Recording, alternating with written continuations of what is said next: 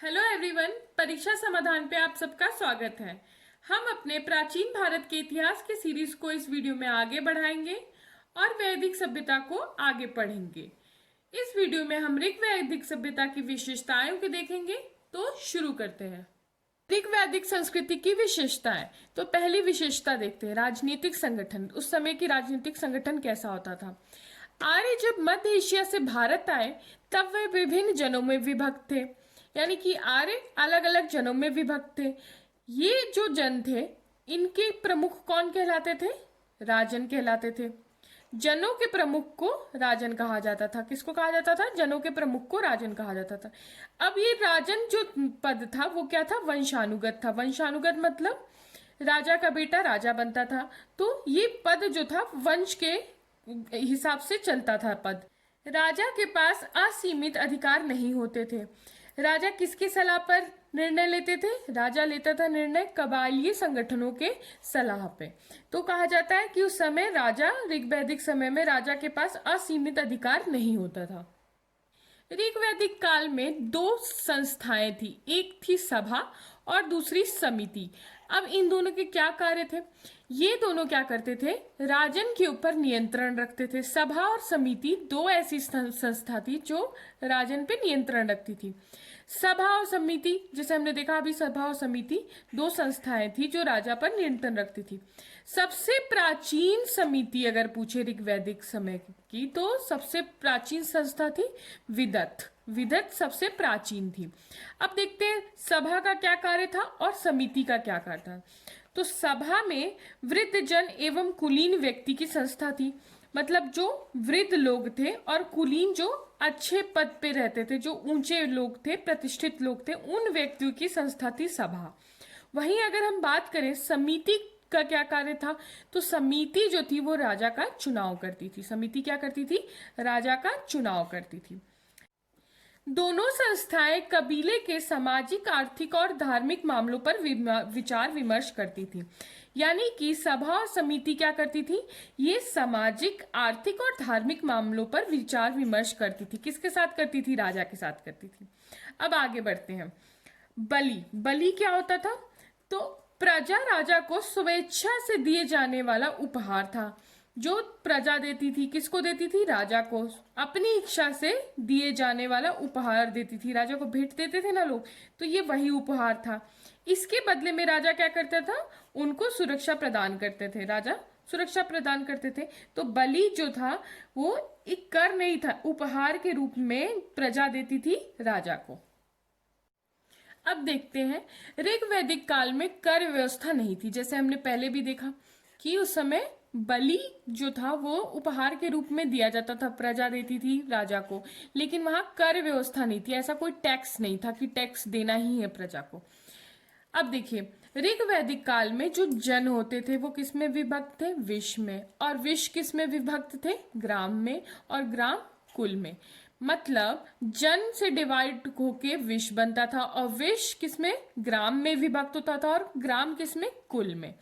तो जो विश का जो प्रमुख था उसको क्या कहते थे? विशपति कहते थे। और जो ग्राम का प्रमुख था उसको ग्रामणी कहते थे। क्या कहते थे? ग्रामणी। आगे देखते हैं। ऋग वैदिक जन आपस में संघर्षरत थे। यानी कि जो जन थे, जो अलग अलग जन थे ऋग वैदिक काल में, जो अलग अलग जन थे वो आपस में संघर्ष करते रहते थे। किसी बात पे इन लोगों की आपस में लड़ाई होती रहती थी।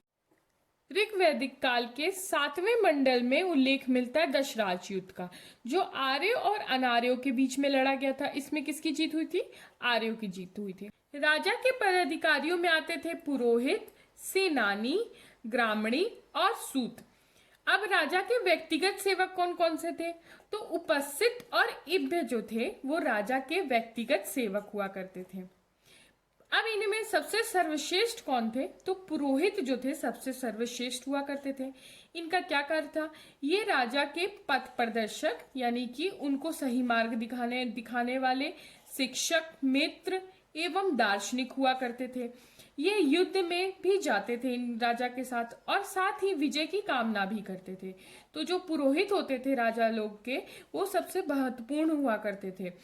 और इन पुरोहितों में कौन कौन से नाम प्रसिद्ध है? विशिष्ट और विश्वामित्र। गुरु वशिष्ठ और गुरु विश्वामित्र ये दोनों सर्वश्रेष्ठ पुरोहित हुआ करते थे ऋग्वैदिक काल के। स्थायी सेना, तो राजा के पास उस समय स्थायी सेना नहीं होती थी, तो राजा के पास होते थे नागरिक सेना। नागरिक सेना जो थी वो युद्ध लड़ने जाती थी, जिसे क्या कहा जाता था? मिलिशिया कहा जाता था नागरिक सेना को। इस सेना में क्या क्या होता था?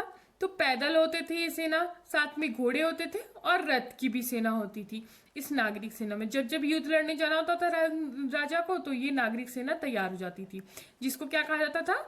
मिलिशिया कहा जाता था। आगे देखते हैं ऋग्वैदिक समय में न्याय प्रशासन कैसा था। तो जो न्याय का केंद्र था वो कौन था? राजा था। न्याय का केंद्र बिंदु राजा होता था। पुरोहित ही सहायता से न्याय करता था। तो ये जो राजा होता था वो किसकी सहायता से न्याय करता था? पुरोहितों के सहायता से न्याय करता था। ऋग्वेद में अपराधियों को पकड़ने के लिए उग्र जो कि पुलिस हुआ करती थी, इसका जिक्र किया गया है। आगे बढ़ते हैं, अब देखते हैं ऋग्वैदिक काल में प्रसिद्ध संस्थाएं कौन कौन सी। विदत, विदत जो थी सबसे महत्वपूर्ण और सबसे प्राचीन सभा थी। 122 बार इसका ऋग्वेद में उल्लेख मिलता है। ये सामाजिक, धार्मिक और सैन्य उद्देश्यों की पूर्ति के लिए कार्यरत थी। तो विदत का क्या कार्य था? सामाजिक, धार्मिक और सैन्य उद्देश्यों की पूर्ति के लिए कार्य करती थी। विदत में क्या होता था? विदत में उपज का वितरण होता था। जो भी उपज होता था उसका वितरण हुआ करता था। विदत में पुरुष भी होते थे, साथ ही महिलाएं भी होती थी। विदत से कबीलों को और जनजातियों को अपने देवताओं की अर्चना के लिए संयुक्त भूमि भी प्राप्त होती थी। यानी कि विदत जो संस्था थी ये क्या देती थी? कबीलों को और जनजातियों को एक भूमि दिया करती थी, जो कि उस पे अपने देवी देवताओं की वो पूजा कर सके। आगे देखते हैं सभा। दूसरी संस्था थी सभा। इसका 8 बार उल्लेख मिलता है ऋग्वेद में। सभा में महिलाएं भागीदारी रखती थी, यानी कि सभा में महिलाएं होती थी। जो जो सभा में महिलाएं आती थी उन्हें क्या कहा जाता था? सभावती कहा जाता। उत्तर वैदिक काल में ये इसमें सभाओं में महिलाएं नहीं आती थी, तो ये सिर्फ और सिर्फ ऋग वैदिक काल तक ही महिलाएं इसमें भागीदारी रखती थी। आगे उत्तर वैदिक काल में इसमें महिलाओं की भागीदारी नहीं देखने को मिलती है। संसद के रूप में कार्य करती थी ये सभा। इसका क्या कार्य था? संसद के रूप में कार्य करती थी। वाद विवाद होता था सभा में। सभा संचालन के लिए नियम होते थे। जैसे संसद में नियम होते हैं ना, वैसे ही इस सभा में भी नियम होते थे। सभा न्यायालय की तरह भी काम करती थी। तो सभा क्या करती थी? न्यायालय की तरह भी काम करती थी। ग्रामीण मामलों पर चर्चा करना इसका कार्य होता था। राजनीतिक, प्रशासनिक और न्यायिक कार्य संपन्न करती थी सभा। इसकी तुलना हम आज के आधुनिक राज्यसभा से की जा सकती है। समिति, ये तीसरी सबसे महत्वपूर्ण संस्था थी ऋग्वेद की। तो ऋग्वेद में इसका 9 बार उल्लेख मिलता है। समिति को जनसाधारण या विश्व की आवाज अभिव्यक्त करने वाली संस्था कहा जाता है। तो जो भी जनसाधारण और विश्व थे उनकी जो आवाज होती थी, अभिव्यक्त करने वाली संस्था होती थी समिति। यहाँ पे लोग अपनी बातें रखा करते थे। राजा के निर्वाचन और पुनर्निर्वाचन का कार्य किसका था? समिति का था। तो समिति एक बहुत ही महत्वपूर्ण संस्था थी। इसकी तुलना हम क्या कर सकते हैं? इसकी तुलना हम किससे कर सकते हैं? लोकसभा से। आधुनिक लोकसभा है ना। गण, गण एक और महत्वपूर्ण संस्था थी। एक जन सभा जिसमें कुलीन लोग शामिल होते थे। इसके मुखिया को गणपति कहा जाता था। यानी कि इसमें कौन कौन लोग होते थे? जो कुलीन लोग होते थे। कुलीन जो अमीर और अच्छे उच्च वर्ग के लोग होते थे उनको कुलीन कहा जाता था। इसके मुखिया को क्या कहा जाता था? गणपति कहा जाता था। आगे देखते हैं, एक संस्था और थी जिसको हम परिषद कहते हैं। उस समय परिषद हुआ करती थी। प्रारंभ में यह एक जनजातीय सैन्य सभा हुआ करती थी। बाद में इसमें पुरोहितों का वर्चस्व हो गया। तो पहले ये जो परिषद थी ये एक जनजातीय सैन्य सभा हुआ करती थी, यानी कि सैनिकों की सभा होती थी। लेकिन बाद में आगे चल के उत्तर वैदिक काल में आपको देखने को मिलेगा इसमें पुरोहितों का वर्चस्व हो जाता था। सामाजिक जीवन, अब देखते हैं ऋग्वैदिक काल का सामाजिक जीवन कैसा था। ऋग्वैदिक समाज की सबसे छोटी इकाई गृह एवं कुल होती थी। तो गृह का जो स्वामी था उसको गृहपति कहते थे और कुल का स्वामी कुलपति कहलाता था। परिवार का प्रमुख मुखिया पिता होता था। विवाह को उस समय पवित्र संस्कार माना जाता था। विवाह को पवित्र संस्कार माना गया है ऋग्वैदिक काल में। दो प्रकार के विवाह उस समय प्रचलित थे, एक अनुमोल विवाह और एक प्रतिलोम विवाह। अब क्या होता था इन विवाहों में, आगे देखते हैं हम। अनुमोल विवाह में क्या होता था, पुरुष जो था ऊंचे वर्ण का होता था, यानी कि ऊंचे कुल का होता था, और जो कन्या होती थी वो निम्न वर्ण की होती थी, यानी नीचे कुल की होती थी पुरुष की तुलना में।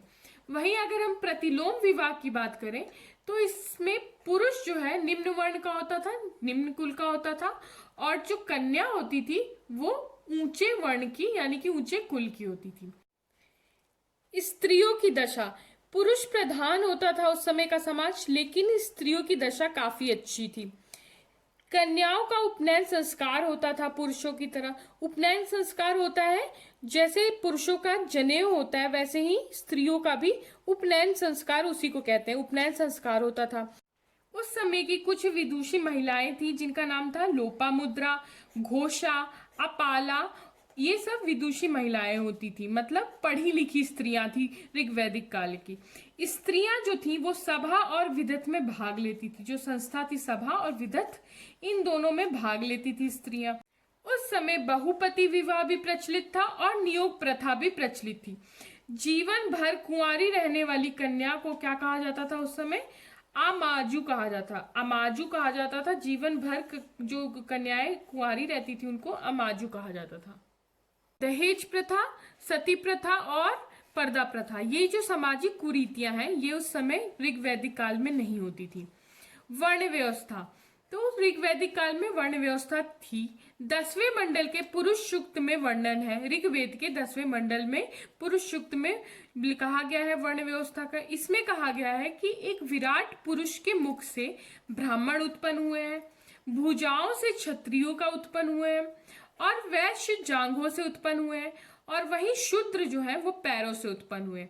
जो वर्ण व्यवस्था थी वो कर्म पर आधारित थी। अब देखते हैं ऋग्वैदिक काल में खान पान कैसा था। तो जो आर्य थे वो मांसाहारी भी थे और शाकाहारी भी थे। दूध, दही, घी का विशेष महत्व होता था। दूध में जौ डालकर क्षीर पकौड़न बनाया जाता था। आगे बढ़ते हैं। गाय, गाय को अघन्या कहा गया है। ऋग्वेद में गाय को अघन्या कहा गया है। अघन्या का अर्थ है वध ना करने योग्य। तो गाय का बहुत महत्व होता था ऋग्वैदिक काल में, इसलिए गाय को अघन्या कहा गया है। देखते हैं उस समय में आभूषण कैसे होते थे। तो स्त्री और पुरुष दोनों ही आभूषणों के प्रेमी होते थे ऋग्वेद में। गल, कान में, गर्दन में आदि में आभूषण पहना करते थे। ये जो रुक्कम होता था, वो रुक्कम जो था वो गले का स्वर्ण हार था उस समय में ऋग्वैदिक काल में। निष्क, निष्क स्वर्ण का आभूषण होता था। एक और बात ध्यान रखने की जरूरत है, ऋग्वैदिक काल में चांदी का उल्लेख नहीं है, ये लोग चांदी से अवगत नहीं थे। अब देखते हैं ऋग्वैदिक काल में लोग अपना मनोरंजन कैसे करते थे। तो आर्य घोड़े और रथों के शौकीन हुआ करते थे। आर्य क्या थे, घोड़े और रथों के शौकीन थे। वाद्य संगीत, नाच गान और जुआ खेलना पसंद करते थे। आर्य क्या करते थे, ये इन सब चीजों से अपना मनोरंजन करते थे। वाद्य संगीत करते थे, नाच गान, जुआ, ये सब खेलना पसंद करते थे। इन्हें 7 स्वरों का ज्ञान था। आर्यों को 7 स्वरों का ज्ञान था।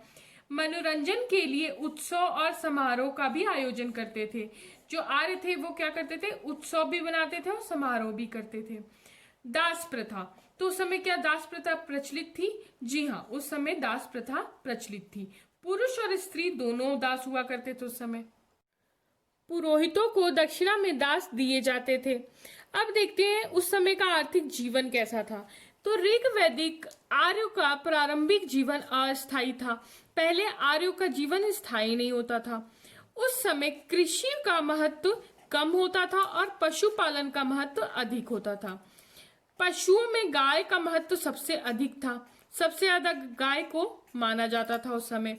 176 बार 176 बार गाय का उल्लेख मिलता है। किसमें? ऋग्वेद में 176 बार गाय का उल्लेख मिलता है। ऋग्वैदिक काल में युद्ध गायों पर होती थी, तो ज्यादातर युद्ध जो थे वो गायों को लेके ही ऋग्वैदिक काल में किए जाते थे। तो गाय को क्या कहा जाता था? अघन्या कहा जाता था, ना मारने योग्य, यानी कि गाय को मारना पाप माना जाता था उस समय। गाय के बाद दूसरे स्थान पे जो सबसे प्रमुख पशु था वो था घोड़ा। घोड़ा को दूसरे स्थान पे प्रमुख पशु माना गया है। इसका प्रयोग रथों के लिए प्रयोग किया जाता था घोड़े का। जो आर्य थे बैल, भैंस, बकरी, ऊंट इन सबसे परिचित थे। और एक बात और ध्यान रखने की जरूरत है, जो बाघ थे और हाथी थे इनसे आर्य नहीं परिचित थे, यानी कि जो ऋग्वैदिक काल में ये दो पशु नहीं पाए गए। बाघ और हाथी का उल्लेख नहीं मिलता है। अब देखते हैं कृषि। तो उस समय कृषि कैसी होती थी ऋग्वैदिक काल में? तो कृषि का महत्व कम था और पशुपालन का महत्व ज्यादा था। तो पशुपालन से कम महत्व था कृषि का। जुते हुए खेत को क्षेत्र कहा जाता था। उस समय ऋग्वैदिक काल में जुते हुए खेत को क्षेत्र कहा जाता था। उपजाऊ भूमि को उर्वरा कहा जाता था। हल से बनी हुई नालियां या कुंड को सीता कहा जाता था। एक ही अनाज से ये लोग अवगत थे। तो जो ऋग्वैदिक काल में जिसका उल्लेख मिला है एक अनाज का वो है जौ। ठीक है, जौ का उल्लेख मिलता है। अब देखते हैं सिंचाई कैसी होती थी। तो सिंचाई दो प्रकार से होती थी, एक स्वयंजा और एक खनित्रमा तरह से। तो स्वयंजा में वर्षा और तालाब द्वारा सिंचाई होती थी। खनित्रमा में खोदे हुए निकाले हुए पानी से, जैसे कुओं से होते थे, खोद के निकाले हुए पानी के द्वारा कुओं से सिंचाई की जाती थी। आगे देखते हैं उद्योग धंधे। उस समय के उद्योग धंधे कैसे थे? तो उस समय बढ़ई, रथकर, बुनकर, कुम्हार आदि शिल्पियों का उल्लेख मिलता है। तो ये उद्योग जो भी शिल्पकारी थे ये थे बढ़ई, रथकर, बुनकर, कुम्हार आदि, इन सब का उल्लेख मिलता है ऋग्वेद में। तांबे और कांसे को अयस्क कहते थे। लोहा और चांदी का उल्लेख नहीं मिलता है ऋग्वेद से, यानी कि ऋग्वैदिक काल में लोहे और चांदी से आर्य परिचित नहीं थे। ऋग्वेद में समुद्र का स्पष्ट उल्लेख ना होने से उनके वैदेशिक व्यापार का पता नहीं चलता है। तो समुद्र का स्पष्ट उल्लेख नहीं, इसलिए नहीं कहा जा सकता कि वो लोग वैदेशिक व्यापार करते थे। व्यापार वस्तु विनिमय पर आधारित था। वस्तु विनिमय मतलब एक वस्तु के जगह दूसरे वस्तु को देके ऐसे व्यापार किया जाता था। पाणी नामक एक अनार्य व्यापारी का उल्लेख मिलता है। ये क्या करता था? पाणी गायों की चोरी करता था। तो जो पाणी था वो गायों की चोरी करता था। ये अनार्य था, आर्य नहीं था। कुल मिलाकर ऋग्वैदिक अर्थव्यवस्था ग्रामीण थी। तो कहा जा सकता है कि जो ऋग्वैदिक अर्थव्यवस्था थी वो ग्रामीण थी, शहरों में नहीं थी। आर्य शहरों में नहीं, मिट्टी के घर वाले गांव में रहा करते थे। तो आर्य कैसे रहते थे? मिट्टी के गांव के घरों में रहते थे। अब देखते हैं उस समय का धार्मिक जीवन कैसा था। तो प्रारंभिक जीवन आर्यों का कबायली था।